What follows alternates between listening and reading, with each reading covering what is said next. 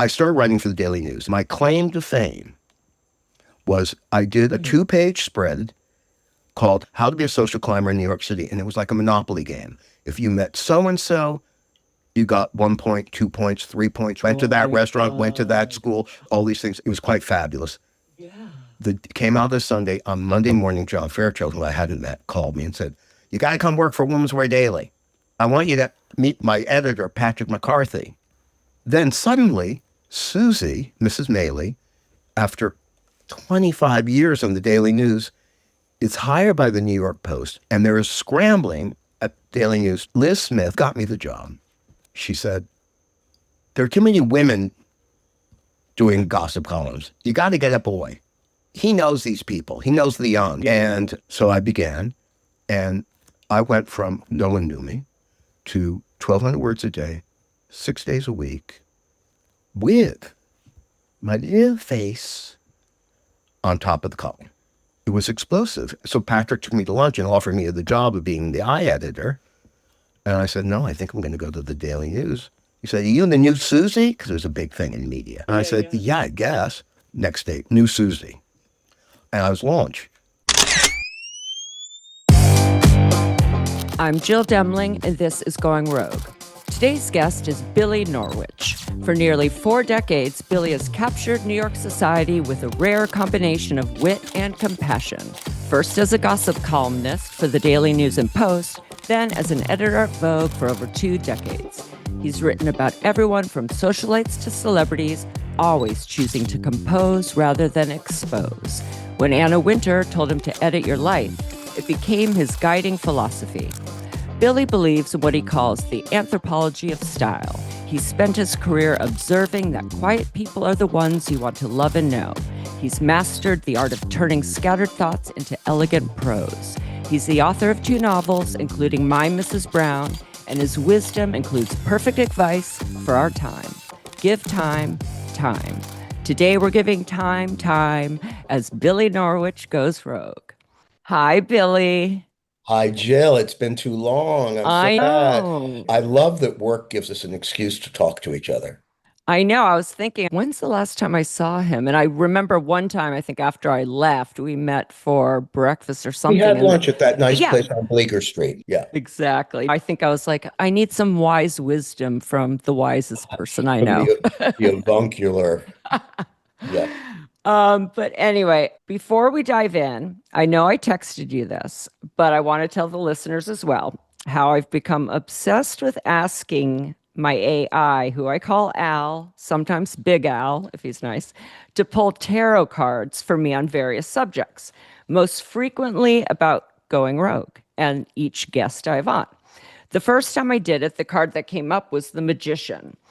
And I believe that you're the magician because you spent a lifetime turning observation into alchemy.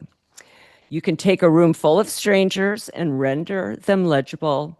You can take something as ephemeral as style and translate it into anthropology. I actually did a poll the day before yesterday around whether you were the magician I've been looking for. The first card was the Star, which speaks to hope, destiny, and a guiding light. The second was the Magician, which is all about mastery of craft, turning ideas into alchemy. And the third was the Six of Cups, which is all about a tender connection to the past. The cards confirmed to me that you're both a force of destiny and a heartfelt link to the kind of storytelling I want to preserve. Oh my God. Yeah, it's amazing. I better brush my teeth, Jill. I'll be right back.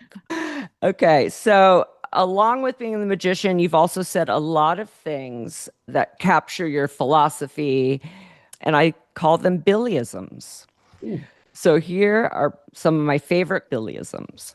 A new dress, a lipstick, a cologne was an intervention. Quiet people are the ones you want to love and know. Mm. I love to write about the anthropology of style. Mm-hmm. Give time to do its healing. I realized I didn't have to be possessed by possessions. The wild kingdom between the ears. He who conquers himself is greater than he who conquers a city. Life hurts without hope, and cynicism, once a luxury, becomes unaffordable.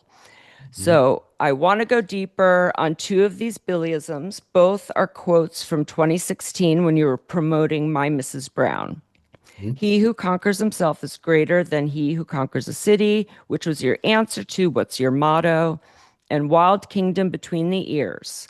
While promoting My Mrs. Brown in 2016, you did an interview with WWD, which reads, 20 years after he published Learning to Drive, Norwich said he is amazed to have written a novel in 2016. Quote, just getting a simple sentence together from a very dizzy mind was always kind of a challenge. They don't come out simple. Sometimes they don't even parse. I call it the kingdom between the ears. So, can we first talk about what both of these mean as they relate to you personally, if they are connected, and specifically with the kingdom between the ears? When did this shift happen? Was it always like this for you, or just after publishing Learning to Drive in 1996? Does it have to do with quieting your mind? Because I feel the quieter it is around me, the louder it is inside of me. And I can't meditate, which is something you talk about.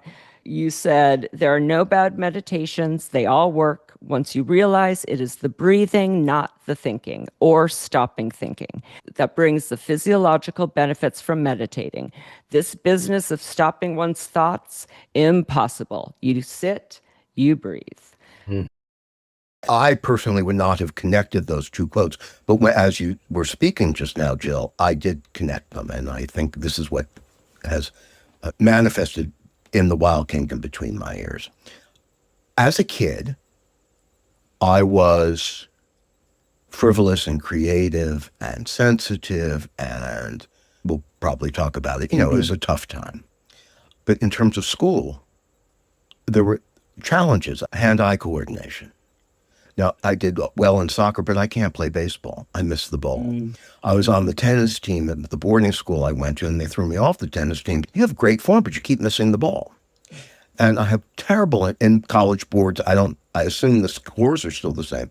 I got a 800 in English and a 290 in math. Now, the lowest you can get is 300, but when there was a concern by the college board people that the family should know that the kid's lacking, that's why they gave me the 290. But I went through all those years. I am not a proper dyslexic. I reverse letters and things. So there's a little something going on in the brain. Yeah. God willing, the next novel from Simon & Schuster's Atria will be my third published novel. It will be the 11th novel that I have written and tried to get out there in the world. I mean, I was writing novels in high school, and we did a lot of writing. I went to the master's program, fine arts, creative writing at Columbia. And one of my teachers, bless her heart, was the very wonderful Miss Elizabeth Hardwick. Miss Hardwick to me, never said call me Elizabeth. One of the things she had to do was read a novel, and that would be my senior thesis. And she read it, and she asked to see me, and she smoked True Blue cigarettes, and she lit a cigarette, and she had a divine Southern accent. She said, Billy, where did you go to school before graduate school? Right. I said, well, Miss Hardwick, I went to something called Pomfret School, and then I went to a finishing school in Florence, Italy, English speaking. And I said, and then I went to Hampshire College. Oh, my dear Billy, you've never had a class in grammar and construction, have you? And I said, what do you mean, Miss Hardwick? And she said, well, can you even diagram a sentence? And I said, no, Miss Hardwick, I never had that in school. And her response was, when I left the hallowed halls of Columbia that day, when I got to the corner, they used to have this box that said the Learning Annex, free courses or almost free courses. She said, you'll find a course in English and grammar for foreign-born people. Go take that course. So I'd gone through all that schooling. And as I was taking that course and actually loving what I was learning, it occurred to me that I had a problem in terms of construction, and it was visual. It was a cognitive thing that wouldn't have been diagnosed back in the dark ages when I was growing up. So I took it upon myself to incorporate that in my preparation for my work. I assisted someone named Eugenia Shepard. Every year, the Council of Fashion Designers of America, if it's still called that, gives the Eugenia Shepard Fashion Journalism Award, and I was her assistant. Bless her heart. And she had to do 1,000 words a day by 12:30. And we got those words together. And then I got a column, and I had to write 1,200 words a day, 6 days a week for the Daily News first, and then 2 years later for the New York Post. And I struggled to meet the deadlines, but I did it. I mean, the focus, the fear, Right. a deadline to me is you 1 millimeter off this line and some motherfucker's going to shoot you and kill you. Then, when I started to do more longer form, I started to notice I wrote in the conditional tense. And particularly in the fiction, I go through my stuff and it will say, he might open the door. I'm so insecure. Wow. You hadn't noticed that. Never. And I think that it was a very humbling experience. I mentioned the graduate school. I was in school with some really remarkable young writers, including Susan Minot, Mona Simpson, Patty Dan, Beverly D'Onofrio, and the list goes on. Yeah. And they were banging out stuff all the time. They were doing great. They had their own issues with their own writing, and I don't know what those are, really. Yeah. Writing is not the easiest thing in the world. I mean... Especially if the Wild Kingdom. And especially without a trust fund. Because you have these day jobs. When I got the galley of learning to drive, I cried. Because the way it was structured was basically structured because that's what I could do on a weekend per chapter. I could write a chapter a weekend. I couldn't sit around and write the whole thing. And now that I'm somewhere between employed and unemployed in my dotage, I have a lot of time and I'm having a very hard time focusing. I read something you said that now you don't stop at a chapter. Yes. The best way for you is just keep going. Sit down. Do not stop when the chapter's done if your brain's still... That's right. If it's 3 a.m., I should stop. I will stop in the middle of some action because I'll know what I mean. And I'll write a note to myself, and then he will open the door. So all of these things that I learned, my shortcomings, if you will, and I had a lot of them in terms of how I related to people, my possessiveness, my melancholy, all these things that really would need to be addressed as the years went on. The expression, he who conquers himself is greater than he who conquers a city, is not original. And I read it in some 12-step literature. And it killed me. It flawed me. Because, my God, I grew up. My father had a heart attack when I was 9 and died on my birthday. So that got my attention. And my mother was already sickly. And long story short, after being in a coma for 2 years in the facility, she died when I was 19.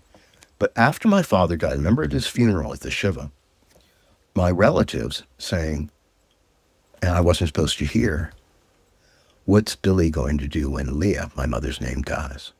And they didn't mean spiritually. Right. They meant financially. Right. They weren't going to help. I got that message. And what was I going to do? Instead of what are we going to do? They said, what are we going to do? And again, I grew up not knowing how to diagram a sentence. You think I knew? I'll tell you a story. My mother was still alive when I went to this boarding school. I went there because she was quite ill, and it was the idea then that you remove the child from the bad situation. And so off I went to this big waspy boarding school where the first day they said to me, what sports do you like? And oh, by the way, you're the 13th Jew to ever, Jewish. But they didn't say Jew in the old days because that was not politically correct. You said Jewish person. You're the 13th Jewish person to come here in the history of the Pomfret School. If you have any special needs, let us know. So it was a very different world. Wow. Well, I did apparently have special needs, which was an accounting class, because when I went to the school, I was told to clean my room before I went off to boarding school the first time, and I had all this loose change. So I took all the loose change and threw it in the garbage. And my mother found out about that, and she called no more and no less than the headmaster and said, I'm worried about this kid, because she grew up in the Depression. Right. So my point is, fear of financial insecurity propelled me through many years. Whether I was washing the dishes while I was going to Columbia or going to the graduation at Columbia in that program and going through the line and being given an envelope, which was a bill for the rest of my tuition. You know, and Susan Minot, forgive me, Same thing, same restaurant, except she was a waitress. And my point is self-will, ambition. I mean, being all those things that you might call a handicap, I was ambitious from the get-go. And Survival. survival, absolutely. I used to keep a brown bag under my bed, and it was underwear, kinky. And I would say to my mother, if I didn't like something, she said, I'd go and get the, I'm going to New York. I'm going to New York. And finally, someone must have told her to let him. I mean, New York was 3 hours away. Right. And so I got to the door. It was winter. And she said, it's very windy in New York City. You might want to bring a jacket. So these things, at least I had a sense of humor. My point is, by the time I was 40 years old, I was exhausted and something had to give. I published Learning to Drive. I was incredibly disappointed in the results.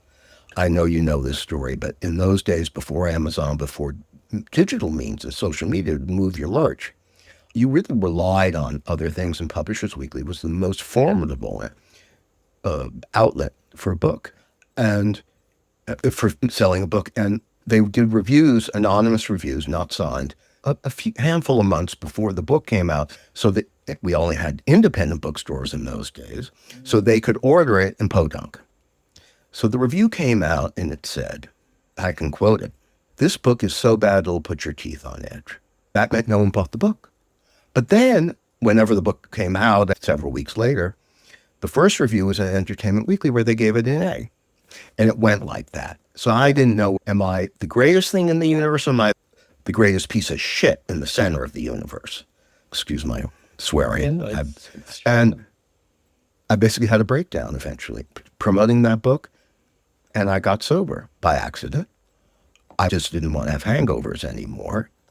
And I found the best cure for hangovers was to abstain, to not have a hangover. That's what I learned in my 12-step experience. But I needed to clean up my side of the street. I needed to somehow manifest, develop more responsibility. I was responsible because I had to be, but I now wanted to be responsible because I had been given, despite myself, many, many gifts. So I wanted to somehow clean up my side of the street. And therefore, if I could conquer myself, rather than become the editor-in-chief of Brides magazine and get a better car to go around in, I realized that my satisfaction would come from that. And to a great extent, it has. I mean, I'm proud of my work, but I'm prouder of the fact that I compete with myself and not you. There's a lot there.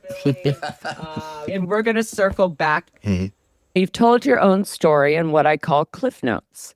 So instead of having you retell your whole story, since you've told it many times, I'm going to read the Cliff Notes, and I will read your words. I was born Billy Goldberg in Norwich, Connecticut. My father died when I was 9. My mother, after a long illness, slipped into a coma when I was 17 and died 2 years later. I didn't have siblings. Despite money concerns aplenty, I managed to borrow funds and get my undergraduate degree at Hampshire College in Amherst, Massachusetts. I moved to New York City in 1976 and taught school for a couple of years before attending Columbia University's MFA writing program. I took out more college loans and waited on tables and washed dishes until I was lucky enough to get a job assisting in the office of the late fashion writer and columnist Eugenia Shepard. This led to my first job and my own byline as a journalist, writing an Around the Town column for the Daily News for 6 years and then the New York Post for 2 years. I next worked as an editor and writer at Vogue, with the exception of the years 1999 to 2004, when I wrote and edited the New York Times. In 2011, I left Vogue to edit books for Fight and Press. You are the author of the novel Learning to Drive, published in 1996, a children's book called Molly and the Magic Dress, That I Need to Get Story, published in 2002, and My Mrs. Brown, out 2016. So that's the resume, but I want to understand the human being behind it. Through the conversations I've had on this show, I've realized that many, if not all, of my guests knew at a very young age what they wanted to be, almost as if the profession had called them. Mm-hmm. Half were encouraged by their parents to pursue their dreams, and the other half had to go it alone. Mm-hmm. Orlando Pita being fascinated by hair and not knowing why, cutting his substitute teacher's hair at 14. A 10-year-old Mickey Boardman seeing Vogue for the first time in the aisle at the supermarket, and not really knowing what it was, not knowing what he wanted to be, but he wanted glamour. Mm-hmm. You've talked about a well-received second grade poem about how a bird actually flew into your school, cemented your plans to be a writer. Did you feel that calling to be a writer, or was it the positive reaction to your poem that made you yearn for more? And what were your parents' role in it? Did they encourage the writing? At 9, your father dies. You've written, when I started writing at age 9, actually, I was very wordy and very emotional. So wordy that even I didn't like the writing and I'd get quite lost. When answering the innocent question, what did your 8-year-old self love doing? You answered, was a sad year, I'm afraid. I loved spending time with my father those months before he died. From personal experience, I know nowadays that child psychologists and psychiatrists often recommend journaling to help children process confusing feelings, providing a private space to express themselves without relying on another person's trust. So I know we're talking years before all of this research on coping mechanisms for grief and for children, but I'm wondering if the writing helped during those periods of time. Did your mom encourage it for that reason, or none of the above? I have an answer for you, and it's coming out in an order that I wouldn't have guessed. I have to be honest and say I craved attention from the get-go. But when would this... Because this was before your father passed. Right. I'll just read the other quote that I have. At 9, your father dies. You've written, when I first started writing age 9, I was very wordy and very emotional. So wordy that even I didn't like the writing and I'd get quite lost. And then when answering a question, what did your 8-year-old self love doing when you were doing press in 2016? You said, was a sad year, I'm afraid. I loved spending time with my father those months before he died. So then I was thinking, kids that go through traumatic events or are depressed. I have experience with this, knowing that writing is something also that child therapists suggest, a safe place to keep a diary. So all of this is bundled up in those 2 years. So maybe just putting it all to you, and then you can kind of we did not have child therapists that I'm aware of in Goldberg, Connecticut. We did not have grief and dying counselors in Goldberg, Connecticut, if they even existed. I'm not even sure, bless her heart, Elizabeth Kubler-Ross was publishing, because she really is the mother of grief therapies. I mean, I had costumes as a child. There was somewhere in a box in a suitcase, I have a picture of me as a little king. This makes sense. Yeah. And the only child. And my father was 60 when I was born, and my mother 40. And they hadn't been married that long. Both of them were in charge of their families, their siblings. And so they got all their siblings going, and then there was pressure on them to marry, and so they were introduced. I mean, they lived down the street from each other, but they didn't know each other. And anyway, so I was like a big deal. I was the youngest in my generation. My father came from Russia with his father from Russia. My mother was from a long line of Scottish Jews, so she said many things to me when I was growing up, including, eat your dinner, remember your poor starving relatives in Glasgow, because there used to be a Jewish ghetto in Glasgow. Anyway, so I wasn't really writing. I also didn't like to read. I had one favorite book. It was called Mickey Mouse's Picnic. It was a golden book. And I really read nothing until I was 11 when Portnoy's Complaint came out by Mr. Philip Roth. And I begged my mother to let me read it, and she did. And then I started to read voraciously. So I missed all the kids' literature. Right. I liked acting. I loved the idea of that. My mother and I used to watch the Academy Awards. And there's something I'll just insert here now. So my mother was sickly from the time I was 7, and she really didn't get to go out much. We had a store in Connecticut, I don't know if it's still there, called G. Fox and Company. And G. Fox and Company had a blue truck. And if you saw something in the New York Times on Sunday, you could call up G. Fox, and if they had the dress, or I remember Estee Lauder invented herself something called Youth Do, which was, I believe, her first famous product. And all the Jewish ladies were thrilled to support Estee Lauder all around the world, and everyone bought Youth Do. But it would come in the truck on Tuesdays and Thursdays to Goldberg.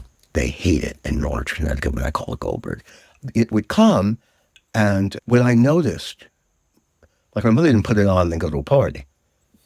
She ordered really fancy clothes. I remember an amazing black cashmere coat with a big sable collar. She never wore it. She was not well enough to wear it, but it would come and it would be unzipped.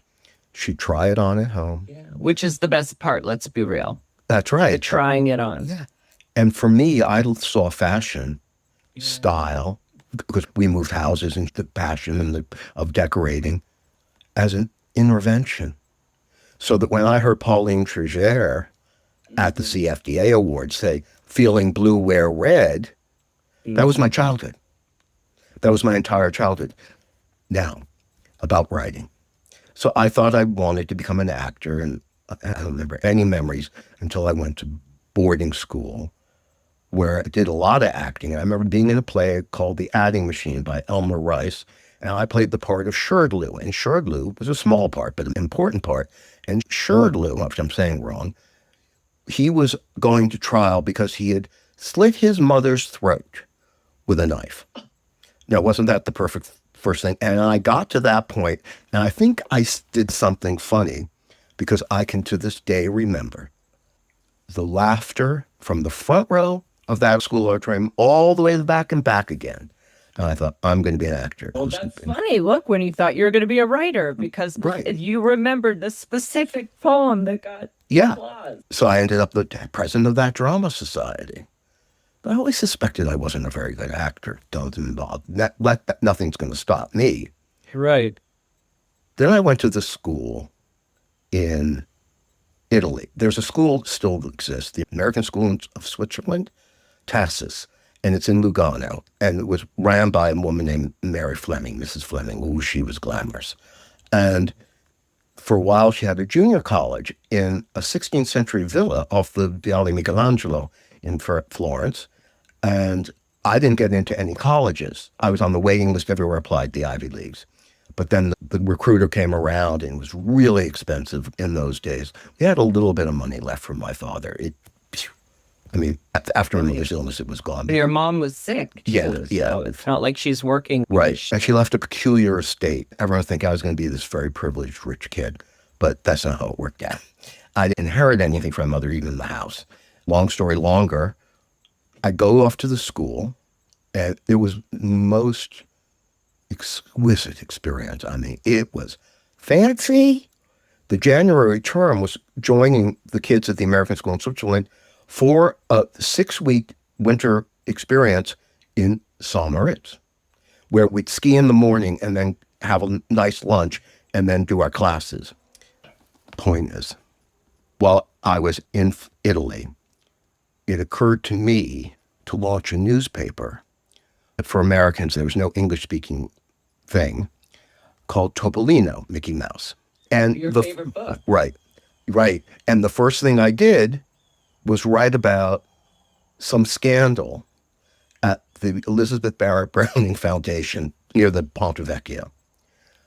And within minutes after that thing came out, I ended up having to go to the American Consul and apologize in front of the Consul General. So I was like, this is fabulous. Oh, I'd never do it again, I said. But it began. It began. A couple of things. So I want to finish this track. Throughout that, when my father died, in my mother's drawer, I found a letter, a beautifully, beautifully written letter to my mother, wishing her all Godspeed. English was his second language, and although he took it seriously, he never quite mastered it. he said, and for my son, my greatest hope is that he will become a writer and he will be able to tell you how much I love you and how much he loves you. And through my life, I kept that letter with me. Wait for it. I kept that letter with me forever. And then at about age 40 that year, I couldn't find the letter. Still had the box that it was in. I couldn't find the letter. Some 20, 25 years later, I'm listening to Mrs. Cooper, to me, Gloria Vanderbilt Cooper, Anderson's mother, Anderson Cooper. They wrote a book on grief. And Mrs. Cooper talked about the letter that her father wrote her, a very similar letter. And then she realized that it had been a dream, a reoccurring dream. There was no letter. There was no letter. I made it up. And in another part of the world, 4 hours away in New York City, Gloria Cooper had made up a similar thing. And I wouldn't have known that. I'm eternally grateful for that. Wow. But you talk about having to conquer yourself. Yes. I mean, there went my story. Well, you have to look at yourself first. Yeah. Before you can conquer yourself, right? And one other thing about style and fashion and gossip columns, tabloid writing.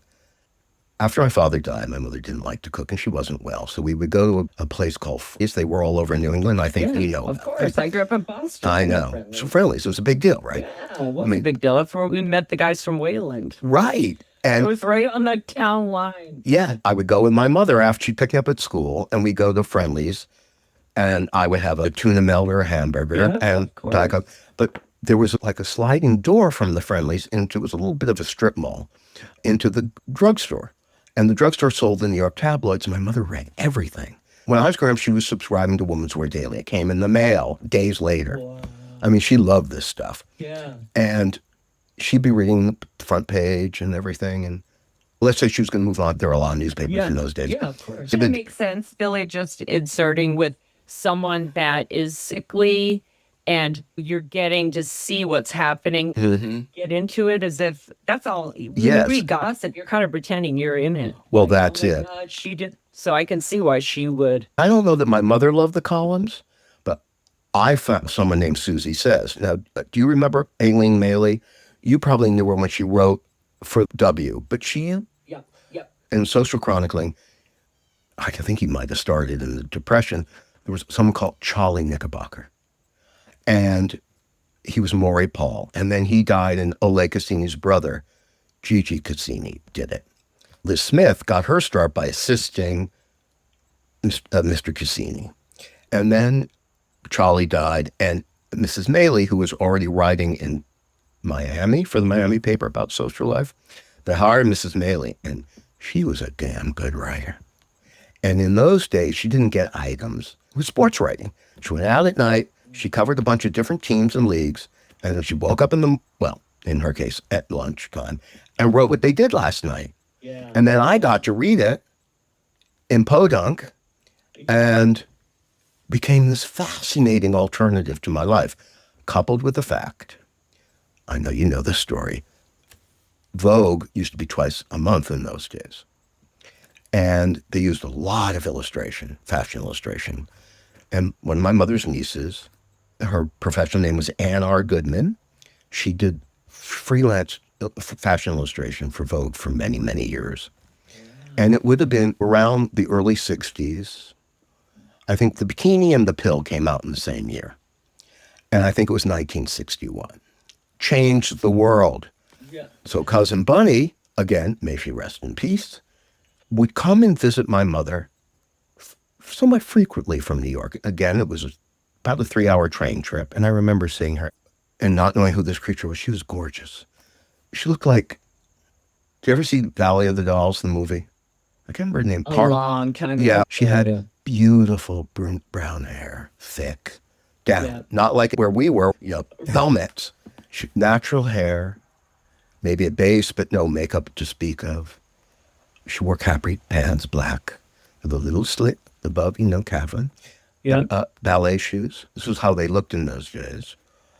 Poor boy, a ribbed T-shirt, black. big, thick, I'm going to call it a Verdura charm bracelet, and a big old satchel, inside of which was a Yorkshire Terrier. And she would come up, I think, to get advice from my mother. She couldn't talk to her parents. And my mother, who didn't perhaps need or care about the pill, or was certainly not going to wear a bikini, probably thought they were the greatest thing that ever happened. She was all about the youthquake. They called it the youthquake in those days. And then one day, it gets even better for me. So I was born wearing eyeglasses. And in those days, you were ostracized for wearing eyeglasses. Like you were some Poindexter, they called me. I'd go walking, Poindexter, Poindexter. She's sitting there, and she goes, excuse me. She takes something out of her eye and puts it in her mouth and puts it back in her eye. She was wearing like the first iteration of contact lenses. They were hard, and you could wet them in your mouth to get them to not be drying your eye. I said, what's that? And she explained it politely. Yeah. And I vowed, come hell or high water, I was going to do two things. I was going to move to New York City, where the contact lenses are, and little dogs. And I was going to work at Vogue. Wow. Just like Bunny. But as a writer and an editor, I didn't know what an editor was.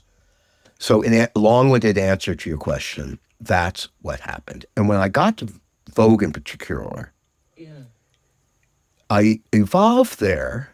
We loved our Laurie Jones. I mean, this marvelous woman who you'd hear her say, bless his heart, they were getting fired.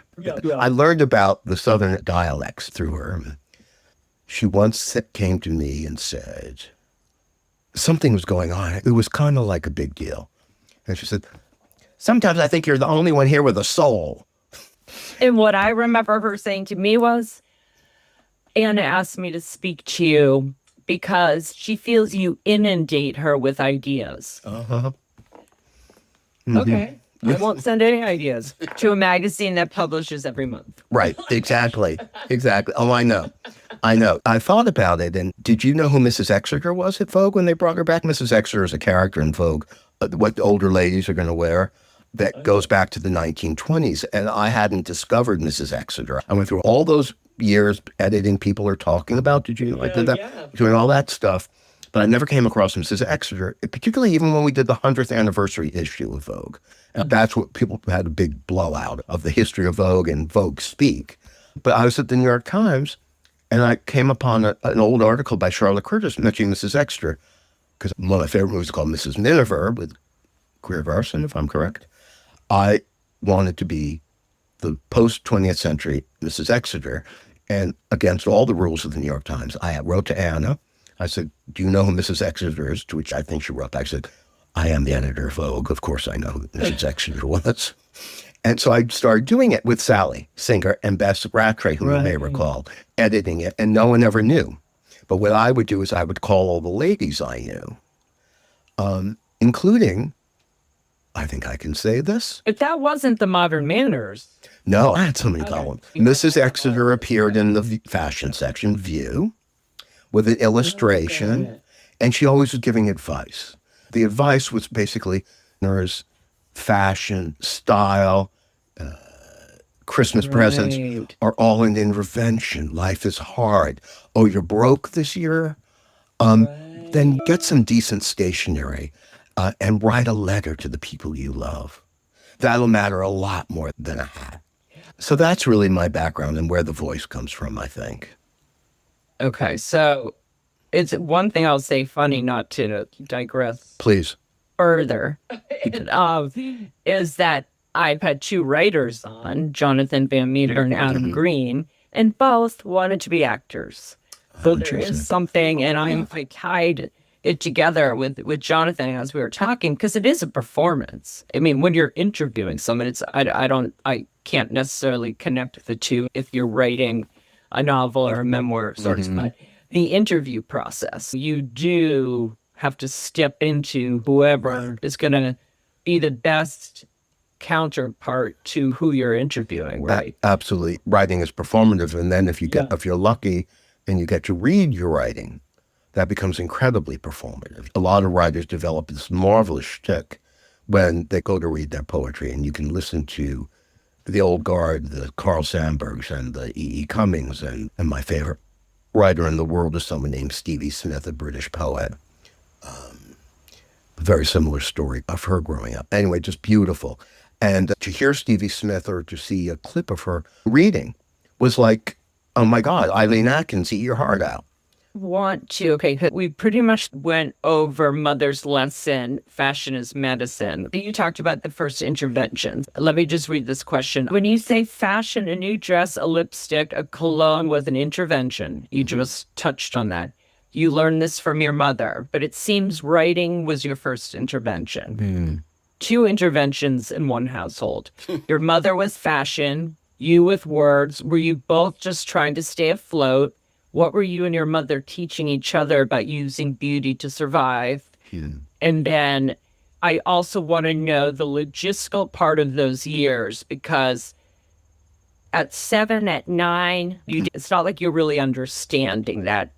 Even understanding death, Mickey Mouse lives forever, so you're never going to learn about life and death from him. But was there preparation? Like when you went off to school, did you understand? And I know it's hard to know what you knew then and what you know now, and you didn't have much choice, but you would think if you had a choice, you would have wanted those years with her, right? Yeah. But then she knows she's sick. I had a terminally ill father. He was in a hospice for 18 months. A lot of that was his selfishness of wanting us to think he was going to die any day. And that is a whole other thing to talk to you about, is that pause, right? You're pausing your life. Maybe Yes. that was also a reason to force you to be out of that, because you're consumed with that. Yep. I mean, it's your last parent. You're young. Like, I'd hug my mom in bed while she watched Falcon Crest, thinking, if I hug you and never let go, you cannot die. Yes. That's what I thought. And that's without another parent's death. That's just, the fear was always there for me. Of course. I know it's a lot of stuff altogether, but I Yeah. think talking to you, it's easier to do it that way because it is all kind of mixed together. No, I see. But like logistically, Yeah, I'll tell you. what was set up for you? I'll tell you.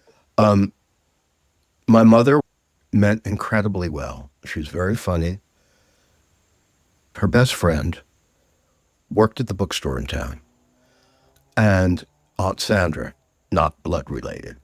Where I grew up in Connecticut, forgive me the pretentiousness of how aunt sounds, but that's what you said. That's a regionalism. Yes. I can't say Aunt Sandra. I don't know how I to. say aunt because I was from California, but in Boston, it was aunt. Oh, see, good. Oh, good. It was New England, right? Yeah, New England. Yeah. Yeah. She would come on Tuesdays for dinner, and she would bring my mother a few books. And my mother then spent the rest of the week reading the books. That's all she did. At one point, she went to Weight Watchers, and all we had for a year was broiled whitefish and occasionally a rotisserie chicken. But when she bought the everything was good in those days. Yeah. I was 11 and I was given diet pills. That's because anything that got invented was good for you. Yeah, exactly. Sunbathing, fabulous. So that was the routine. And she would pick me up at school. But then, right after my father died, she stopped cooking other than a dinner. So I would wake up in the morning and I would eat Wheaties. And now I think it was cognitive, my eye issues. I couldn't tie my shoes. I never really learned to tie my shoes. And my friend Michael Bahara from next door, would come over and tie my shoes, and then we'd walk to school. Because in those days, we'd walk to school. We walked large distances. I think it must have been 2 miles to school and back again, unless someone picked you up. Yeah. And I'd get home, and my mother would probably be reading. And so I would turn on the TV, and I'd watch a soap opera called Another World. And it was really, I mean, there was no censorship on those shows. Someone was having an abortion. Someone was taking LSD. And it was in black and white. But really, that's what I learned about life. When my father died, he had been sickly since I was 5. And he had I think it was his first heart attack. We were playing together on the porch, and we were rocking together, and he had this massive heart attack. And I can still hear the sound of the heart, and I mean, dramatic. And when he died, in those days, children didn't go to funerals. In those days, children weren't allowed to visit a parent in a hospital, even if they were dying. So through some papal dispensation, or should I say rabbinical dispensation, I got to go see my father in a hospital, and then he died. I had the last heart attack on my birthday. He went off to hospital. 2 weeks later, I went to see him. He died. But did you see him alive when he went to the hospital before he died? Yes. Okay, so there was a goodbye. And I remember the phone call coming and my mother saying, it's over. It's over, and going into her arms. But because children didn't go to funerals, my delicious cousin Lois, who loved to go shopping too, was dating a guy, a Yale graduate.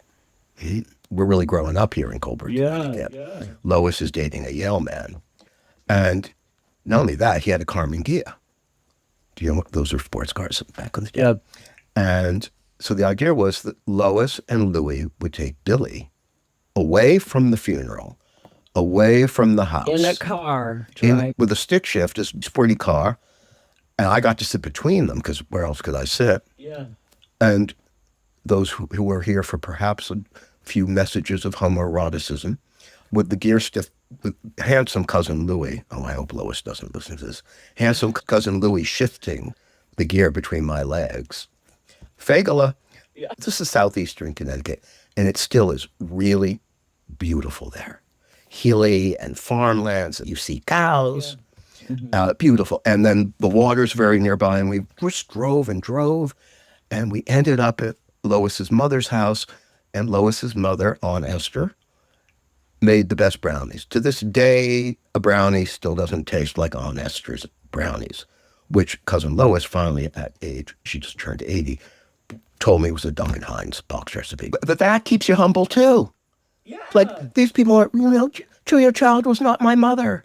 Yeah, and it doesn't matter. You loved it. And I loved it. That's right. Someone made it. Right. So put a lipstick on. Yes. And you could be Cody. And then we went back into the house. And my mother, from that day forward, was terribly depressed. I mean, severely depressed. So we didn't have that much interaction together. Right. Except for friendlies, where she'd pull herself together, pick me up at school, and we go to friendlies, and I'd read Susie Says. So that's good, though, because your memories, that's the thing that I always think about, and I wrote this down earlier. There's one thing about having a parent not die suddenly, right? Because you have that time, not just time to prepare emotionally, but the whole thing was my dad's power of attorney. So just getting everything moved so that when it happens, I can close all the accounts. And Right. the medical bills. He had amputated his leg by that point. Oh, wow. Wheelchair, blah, blah, blah, blah. But the other side is you're waiting every day for that call or, again, the pause. It's like you also just, it's interesting when your mom said it's over because Right. it It that was. period's over. There's a relief in that too. It's a conflicting feelings around an illness. I mean, And my point being with this is that to have such clear memories of those good times, yes. it's so important. Then the 3 years. It seems urgent to me that I share with you that there were many moments of laughter when my mother, who didn't like to cook, ordered the General Electric rotisserie for the chicken. It became our ritual before she stuck the chicken on the rod that we would dance with the chicken as if it was Fred Astaire on the counter like this. So every time I see a chicken, I want to pick it up and dance with it. As the years went on, I used to come home from boarding school and to pay her bills, to write the checks. And then I go back to boarding. School was only about an hour and a half away. And I would do that. So I had a lot of those responsibilities. Yeah. For money, my father, who came with his father, and I just don't know where, they seem to have some gold coins in their bag. Leaving the pogrom in Riga, Russia, my father, the oldest, his father, it's been written about in New Bedford, Massachusetts. There was an old Jewish group in the 1900s. So somehow the grandfather had a brother there and found Goldberg, Connecticut. My father's born in 1895. They invented the car. They had cars and tires. My father got, I don't know how we knew the Firestone, and then the Pontiac. But why we had some money, because I think part of it's like, my mother didn't go to work, was the man who invented the Polaroid camera's father lived in Norwich, Connecticut, Mr. Land, Edwin Land. And they went around to all the Jewish people and said, my son's got an invention. You give a little money. So my father gave a little money to the Polaroids. And I think it really helped shore up his money. And so when he died, my mother had enough money to live. And there was a trust officer named Miss Devine, Mildred Devine. And it was Miss Devine's idea, just speaking what everyone was thinking, that you're not well, Leah. You don't want your child growing up with it. Well, of course I was growing up with it. So off to the boarding school, which I already told you that story. Right. So that was how it functioned. If I had to do an arts and crafts project for school, there really wasn't anyone to help. And I'll never forget showing up in 6th grade. We were studying ancient history, and I decided to make a Trojan horse out of styrofoam. And it was, everyone laughed at me, the shame. I mean, shame has been born and reborn in me so many times. You can't shame me now. You could. If there was somebody who might have a naked picture of me, and if they ever did anything with it, I would. From 35 to 40 years. Yep. So that's what happened. It's a relief for little Billy to know that there were these people, your cousin, your aunt, people watching what was happening and just there. Not that they replace anyone, and everyone has their own lives, and this comes to the life of surrogate families. Mm-hmm. So you arrived in New York in 1976, so you're like 21, 22 probably. Mm-hmm. Both parents gone. From the New York Times article in 2016, you say it was very clear from the get-go that it was not cool to live here. That's the right. Mr. Norwich said he chose the neighborhood because several of his friends' parents lived nearby and he needed surrogate families. Mm-hmm. Both of his parents had died by the time he was 20. Quote, I would tell people I live on the Upper East Side because I'm a runner and needed the park, he said. That's how I covered myself. Mm-hmm. So at this point, you've graduated from Hampshire College. You're in your early 20s. You're an adult. Yeah. When most people are, that's their first time to be free, right? Mm-hmm. You're on your own, kid. You're off our books, you know?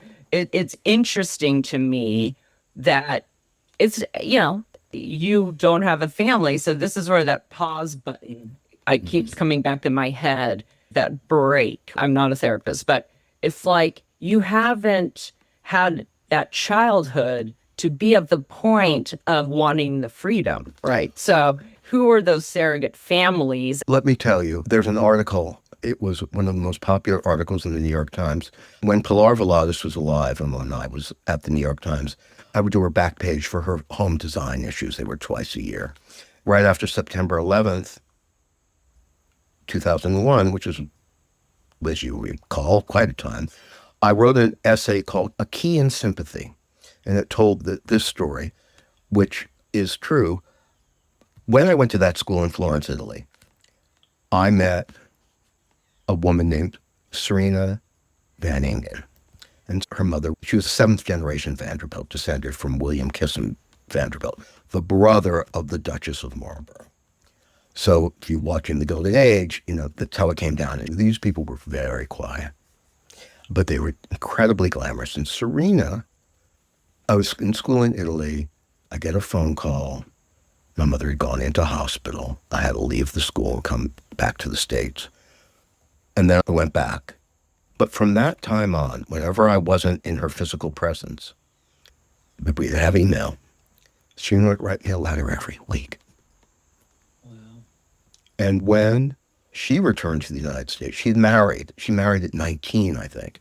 And she and her husband, Brett Costin, who still thrives and is alive out in California, they returned back to New York because it was junior college. I had to leave. I came back and to be around for the last fall of my mother. And she introduced me, Serena, to someone named Frances Murdoch. And Frances's mother, Mrs. Murdoch, and at that point, I think Iris Russell, later Iris Christ, Serena's mother, they were best friends growing up. And they decided I was never going to be alone again on a holiday. Wow. And that So hard to talk about. I'm so grateful for this. Yeah. Added to that group was my friend Dora Frost's mother. Dora Frost's mother, Marty Frost, was Bay Paley's true best friend. Went to the Capote thing, and they built a house on Meadow Lane in Southampton on the bay. And instead of grand, they built a Japanese tea house. And so the decorator Billy Baldwin, when I met him later in life, said it was his favorite house in the world. It was so divine. And all they had was Audubon prints and blue and white. I mean, I really learned peace and quiet at home. There was things going on under the surface. Right, of course. You know, the feet of the swan were always You can flapping. only control so much. Right. So at least, And my life became a rotating Thanksgiving in Peapack, New Jersey, where I want to tell you my Jackie O story. She used to hunt in Peapack, New Jersey, with the Essex foxhounds, and Mr. Murdoch was the head of the Essex foxhounds, if I recall correctly. He had Pamela, Frances, and Bunny, Catherine Murdoch, who now seems to be in charge of the hunt in Middleburg, Virginia. I mean, I was a Jewish kid. The fanciest word I knew was Polaroid. So I was exposed to this many years later to jump around. I thanked Mrs. Murdoch. Thank you for helping me become what I am today. And she looked at me and she had a wonderful sense of humor. She said, "Ugh, I don't want to take any credit for what you become today. A gossip column? Oh my God." And we roared with laughter. Because remember, like, you don't do gossip columns if you're these people. I know when we get there. Right. That's the interesting thing. When my mother died, we were sitting Shiva, again, back in the dark ages, the fastest you could get some communication across, other than a telegram, was a special delivery letter. Billy, they need you to sign something at the door. It was a special delivery letter from Serena's mother with a key. And the key fell out. And it said, "This is the key to our home to which you are always welcome." Wow. Oh my God. I learned kindness when I needed kindness. Yeah. And it is instructed beyond. Inspiring to me to this day, more so. Because now I can sit around and recover from back surgery because I have that much savings. This is, for those who can't see, this is 1/4 of an inch. I do take the obits in the New York Times, the paid obits, and average them up on Sunday to see how I'm doing. I've got to stop doing that. It's very depressing. So that is what happened. So the group expanded a little bit that I met. I'm not bright, just so you know. I might talk a lot, but I'm not bright.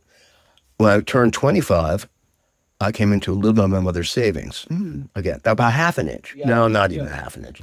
And I thought, I want to be a gardener. And so I moved to Nantucket, not realizing that soon enough in those days, before too much global warming, the ground froze. And I assisted the gardener in warm weather. So I just sat up there trying to write a novel and drinking bourbon. But in the summer that year, I was walking on the beach on the bay side. It was called Narragansett Bay, maybe. And Narragansett's in Rhode Island. See, not bright. Or too many drugs and too poor schooling.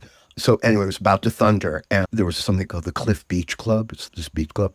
And I sort of hid in a cabana. And then the door opened from one of the changing rooms in these private cabanas. And it was this most glamorous woman named Rita Delafield Kipp. And Rita, she was one of those girls who worked at Harper's Bazaar with Bunny Mellon and Dee Dee Ryan and her family, who had found Kipp's Bay.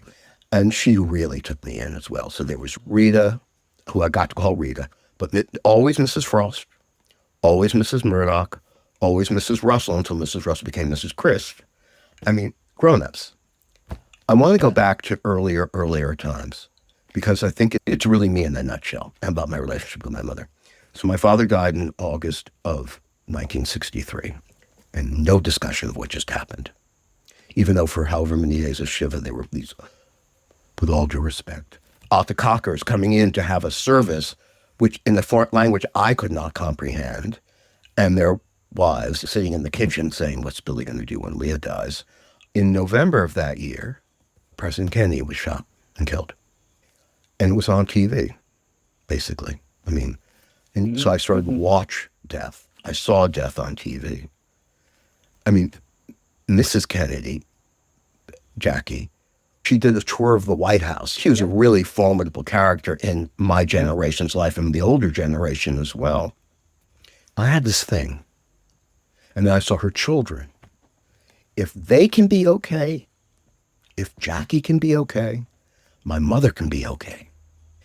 So I went through life comparing my mother to Mrs. Kennedy.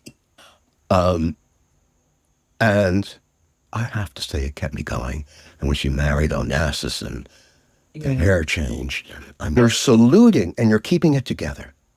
You're keeping it together. You're not trying.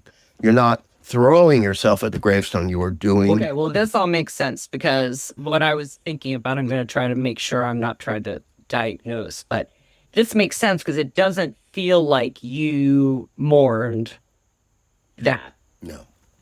Because when you're still having memories doing these interviews at 50 years old, 60, and the automatic answers to these questions are as an 8-year-old. It's interesting. But let's keep going to the mother theme because you named all women. So it's interesting. From the moment you arrived in New York, living near your surrogate families, and throughout your career, you find these powerful mother figures. From your first boss, Eugenia Shepard, to Liz Smith, to Anna, even to Holland Taylor. Holland Taylor. Holland's very important in my career because she and I took an acting class together. It was a class to help actors become organized, Filofax. So before she died, Miss Shepard gave me her Filofax. It was a big item. Wow. And I met Holland, and then I was in the New York State Poetry Festival that summer. It was a storefront theater space. I was sharing the space at the event with a feminist, Black, lesbian poet who had a crowd to follow her. I had no one. And so I went first and read my lyrical poetry and whimsical things, basically inspired by Judy Collins' song Albatross. And of course, if you know that one, the lady comes to the gate dressed in lavender and leather. That to me was poetry. And a knot of tears around her throat. And Holland bailed me out. I was being jeered. It was like, get the real poet going. And we became lifelong friends. She saw merit in me and potential, and she introduced me to Liz Smith. And that is the career. Yeah. That's the career. That's where the career goes. So before we speak about these iconic women one by one, was finding these women a conscious pattern, or do you feel it was a natural extension of who you are and who you were searching for? Not just replacing a mother, because it's not that. And now that I've heard the story, you didn't search out these people. It's weird. They came into your life. That is God. I'm sorry. Yeah, no, I agree. Yeah, Jill, you talk about... didn't search out these surrogates. I wouldn't have been able to explain it to anyone either. I did know I wanted to write a gossip column from childhood, but everything else, to your point earlier, everything else I didn't know. Right. Years later, and we'll go right back to this. Yeah. And when I got sober, instead of being able to medicate and anesthetize, I started to feel that I had feelings. I know exactly what you're thinking. I know you do. And I began to realize that by not having the benefit of any grief therapy, by not talking about it, I carried all that grief, kind of a joke, kind of true. I feel like I've always been a tired person, depressed, but had the chutzpah to build a career around being exhausted. So here I am sober, feeling feelings, tired, always tired, and realizing grief has me. If I'm lucky, I'll get to a stage of life where I have grief. And the work, the meditation, the this, the that, all these things is to really kind of shift it. So I'm now 100, and I am happier than I've ever been. Unfortunately, my body doesn't keep up with me. So that's it. Okay. Yeah, no doubt. And we'll get into gossip because being a society writer, the worst thing in those moments is being alone with your thoughts. I would walk the long way home to not get home before 7. I could do 7 to 8, and then 8 you're in bed, my routine starts. Right. But it's so great. Your job is to go out every night. Absolutely. And be around people. Right. So, but we'll get to I want to start with Holland, as the other three are more connected to work and move chronologically. I'm going to read your words. With no parents to inform or siblings, my coming out was eventful and relatively easy. I met the actress and playwright Holland Taylor in a workshop for writers and actors in New York in the late 1970s. We became dear friends. In 1979, I visited her at the Chateau Marmont in LA while she was making a TV show. For the trip at the Charivari boutique in Manhattan, I spent a week's dishwashing salary and bought a marvelous periwinkle blue cardigan sweater. Easter Sunday, during my visit with Holland, I wore the sweater to lunch at the home of photographer Gene Howard. On the way there, I asked Holland if she thought people could tell that I was gay. Darling, she replied kindly, and with the comic timing for which she is known. I do think certain sophisticated people will know that you're gay, especially thanks to that sweater. And with that, I was out and have remained out for the duration. Yes. Again, a coming out story. Usually you're coming out to your parents. Right. So this is one of those, where there's this pause button where your life's not your own. It's not this innocent, your life is going and you are going with it. You didn't have that, right? The beginning and ending of life was there before you began. Right. Life. Yeah. Right. I just gave myself chills. Yes. So, yeah. do you see Holland as a mother figure in a way? And you've talked about her friendship and even how it even brought you to that first. Liz, another mother figure, which launched everything that you are today. Holland is only 12 years older than me. I know it doesn't have to be chronological to have a mother figure, but I saw her. None of these are. No, the other ones I'll tell you about. And I mean, and if you, my God, bring up some that I haven't really talked about ever, but I mean, Lee Radziwill for me was the ultimate mother. And I know she was famous for not being supposedly a good mother. She was a great mother to me. Sometimes that's how it works. Yes, I get that. Like we hear that a lot. A lot. Well, like I've been told. Yes, absolutely. Yeah, no, absolutely. So Holland, we were kind of infatuated with each other.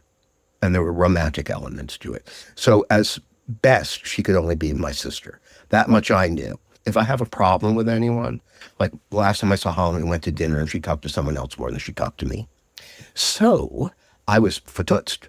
And I went and I said, well, of course, you think she's your mother. But then I thought, nah. I think she's my sister. And so that made it even worse. Because if I had a sister, I'm sure we would, Right. Anyhow, I'm seeing her, God willing, on this coming Friday night. And because she's not here a lot in New York.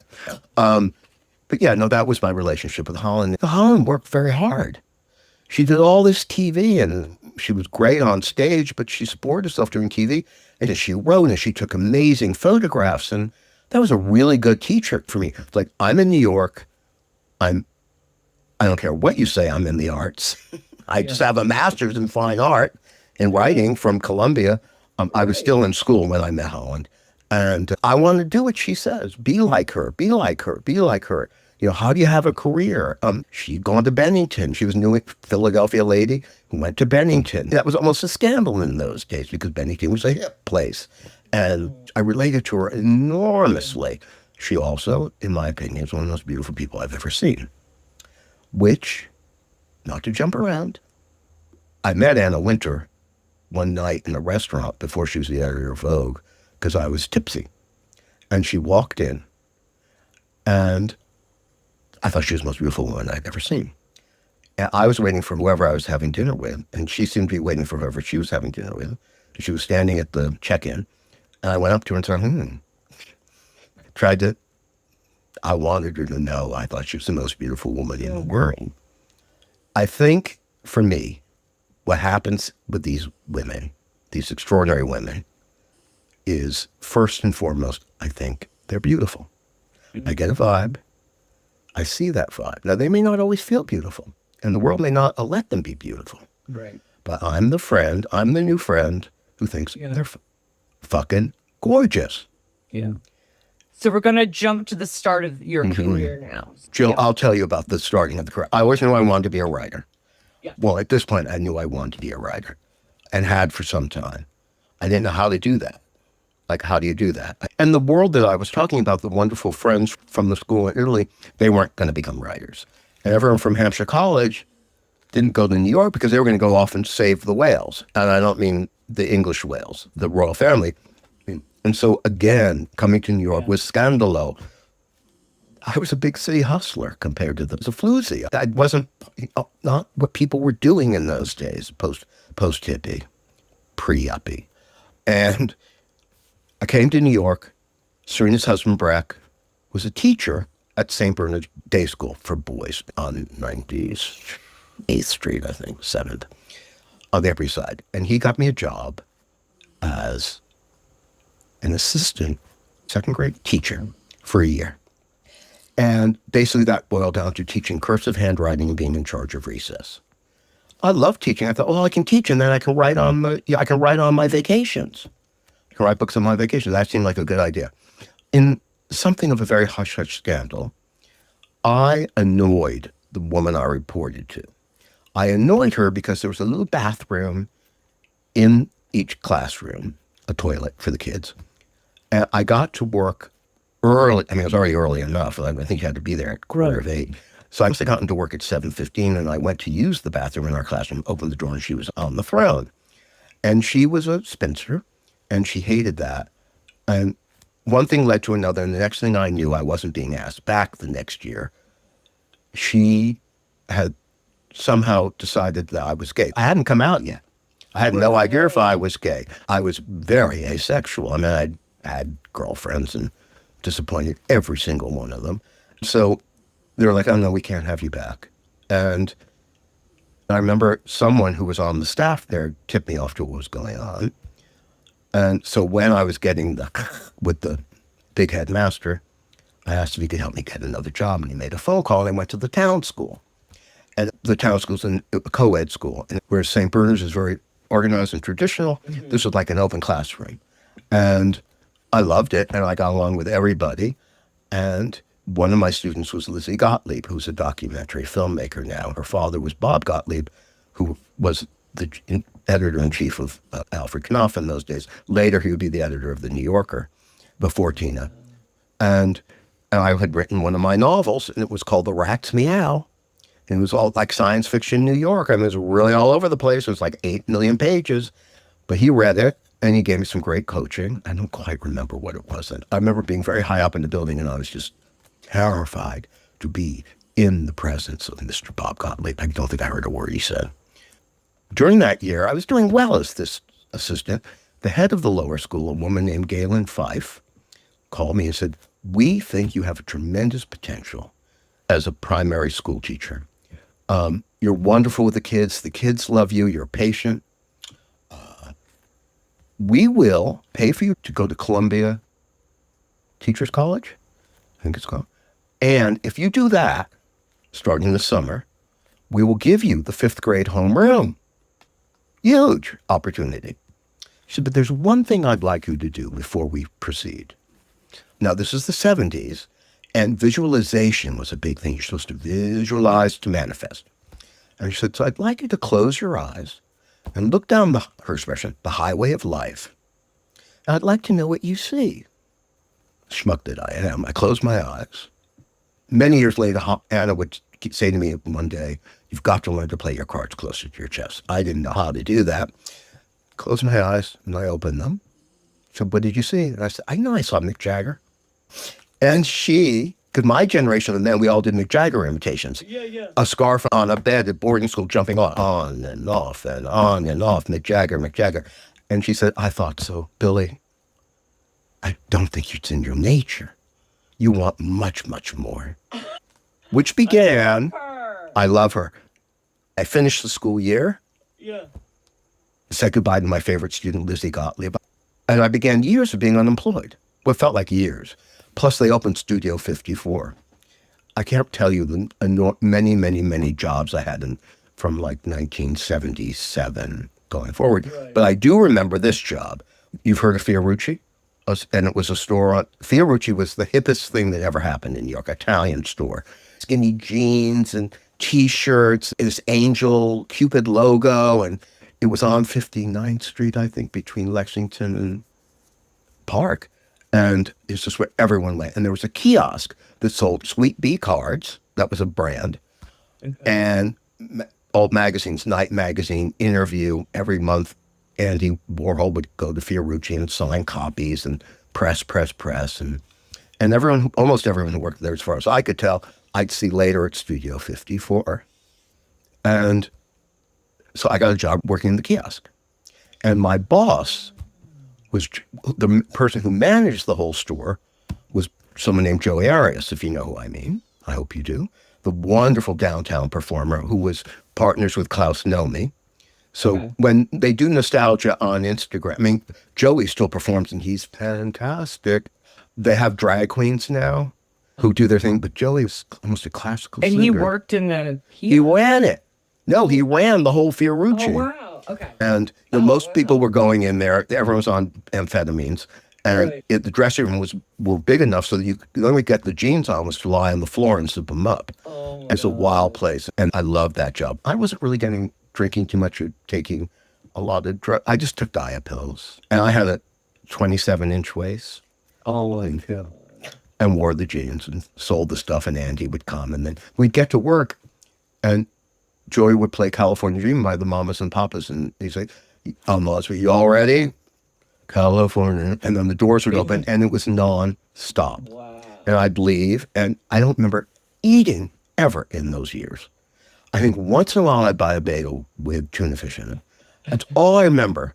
And I'd go to Studio 54 because Frances Murdoch's dear friend was Susan de Menil before she was married, just Francois de Menil.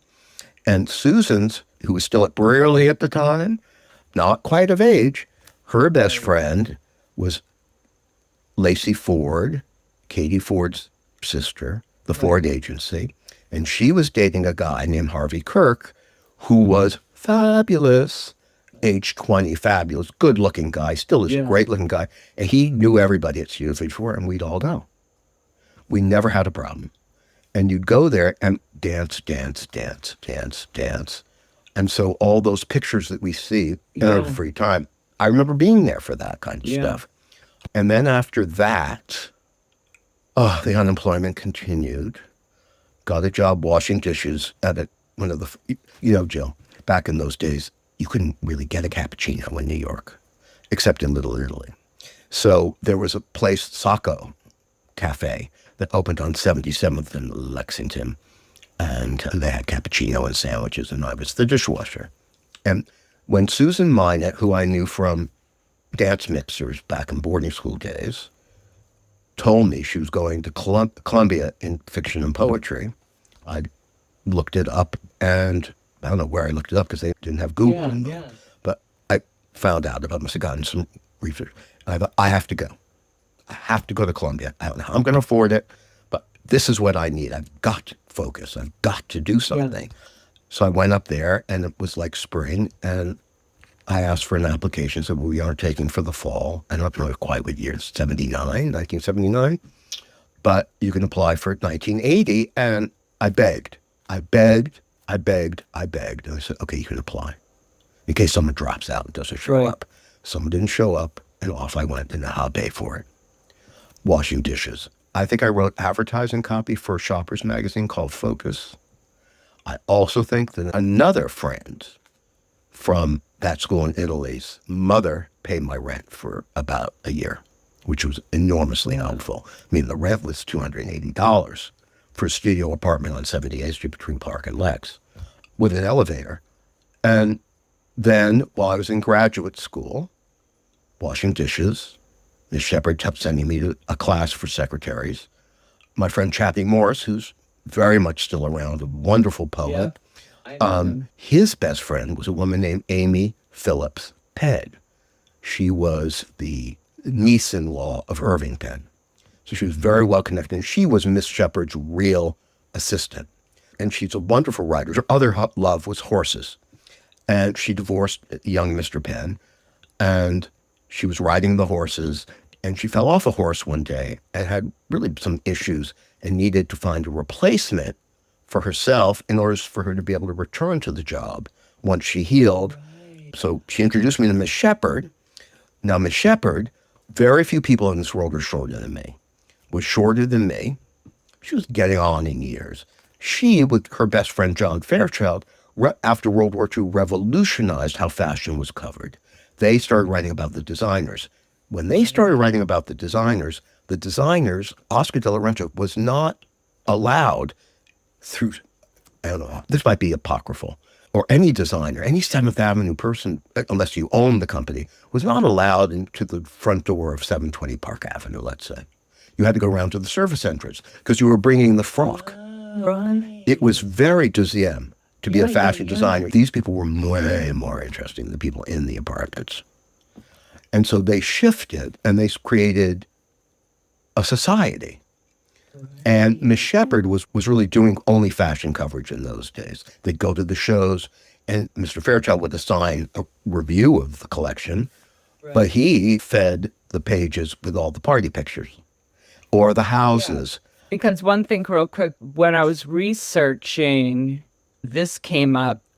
It was a piece about her, and the quote was quoting that she once noted, on any given night in Manhattan, Yes. 16 Stepford and competing societies were in play. So it's interesting because you're about to Absolutely. kind of get to this. Yeah. She actually said that about Southampton. It's just a social life. Interesting.